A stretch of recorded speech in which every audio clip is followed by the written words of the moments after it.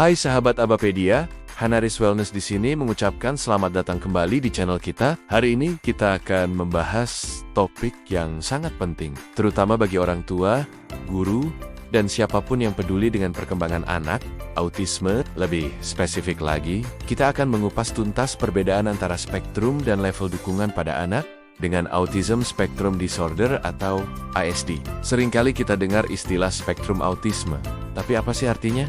Kenapa disebut spektrum? Jadi begini, bayangkan pelangi. Pelangi punya banyak warna kan? Ada merah, jingga, kuning, dan seterusnya. Semuanya adalah bagian dari pelangi, tapi warnanya beda-beda. Nah, autisme itu seperti pelangi. Istilah spektrum digunakan karena autisme tidak bersifat tunggal. Gejala, kemampuan, dan tantangan setiap anak dengan ASD itu sangat bervariasi. Contohnya, mungkin ada dua anak yang sama-sama didiagnosis ASD.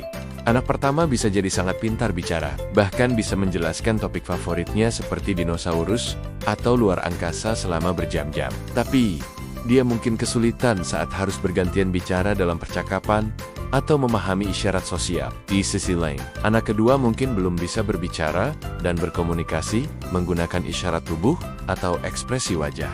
Keduanya sama-sama berada dalam spektrum autisme, tapi tantangan dan kemampuan mereka sangat berbeda. Itulah mengapa autisme disebut spektrum, karena ia mencakup rentang yang sangat luas. Tidak ada istilah kaku seperti autisme ringan atau autisme berat. Setiap anak di dalam spektrum ini unik dan punya profilnya sendiri. Nah, seiring berjalannya waktu dan penelitian yang semakin mendalam, para ahli menyadari bahwa memahami variasi dalam spektrum saja tidak cukup. Kita butuh cara yang lebih praktis untuk mengetahui seberapa besar bantuan yang dibutuhkan seorang anak agar bisa berfungsi optimal di kehidupan sehari-hari. Dari sinilah lahir konsep level dukungan pada ASD. Konsep ini diperkenalkan secara resmi oleh American Psychiatric Association, atau APA, melalui panduan diagnostik DSM-5 pada tahun ke-2013.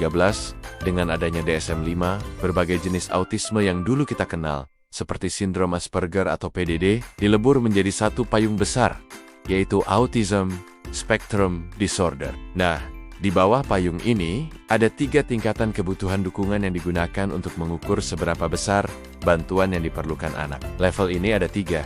Level 1, yaitu membutuhkan dukungan ringan. Level 2, membutuhkan dukungan sedang. Dan level 3, yang membutuhkan dukungan sangat besar.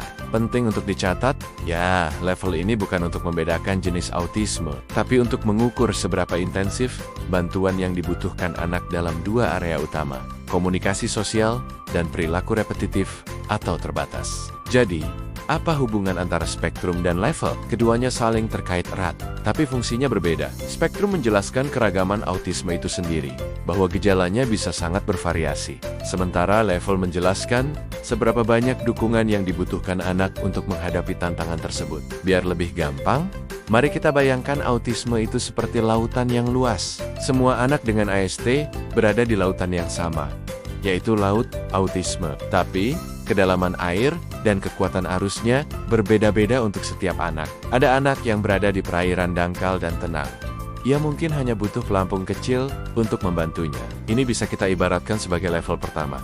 Ada juga anak yang berada di perairan yang sedikit lebih dalam dengan ombak yang sedang. Dia mungkin butuh perahu untuk menavigasi lautan itu. Ini ibarat level kedua. Lalu, ada anak yang berada di tengah lautan dengan ombak besar dan arus kuat. Dia butuh kapal besar yang lengkap dengan awaknya untuk bisa berlayar dengan aman. Ini adalah level ketiga.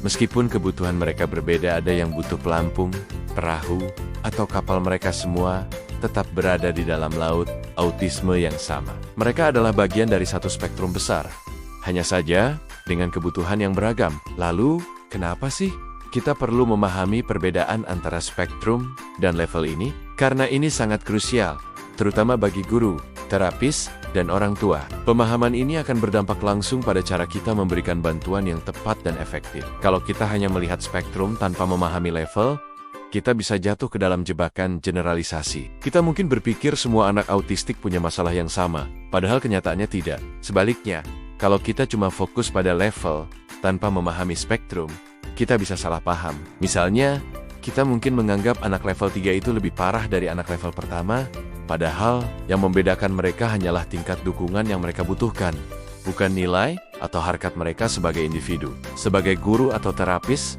kita harus melihat setiap anak sebagai individu yang unik di dalam spektrum, lalu menyesuaikan pendekatan kita sesuai dengan level dukungan yang ia butuhkan. Contohnya, anak dengan ASD level 1 mungkin lebih butuh bimbingan untuk mengelola emosi dan interaksi sosial di sekolah, sementara anak dengan level 2 mungkin memerlukan jadwal visual yang jelas dan bantuan komunikasi alternatif untuk membantunya mengikuti kegiatan sehari-hari. Dan untuk anak dengan level 3, ia mungkin membutuhkan dukungan intensif setiap hari, termasuk strategi untuk mengatasi tantangan sensorik dan perilaku yang lebih kompleks. Dengan pemahaman ini, bantuan yang kita berikan jadi lebih tepat sasaran, sehingga anak bisa berkembang sesuai potensinya masing-masing, tanpa harus dibandingkan satu sama lain. Sebagai penutup, mari kita ingat kembali. Istilah spektrum mengingatkan kita bahwa tidak ada dua anak autistik yang sama persis. Setiap anak itu unik. Sementara itu, level dukungan adalah alat bantu profesional yang membantu kita mengukur seberapa banyak bantuan yang perlu kita berikan.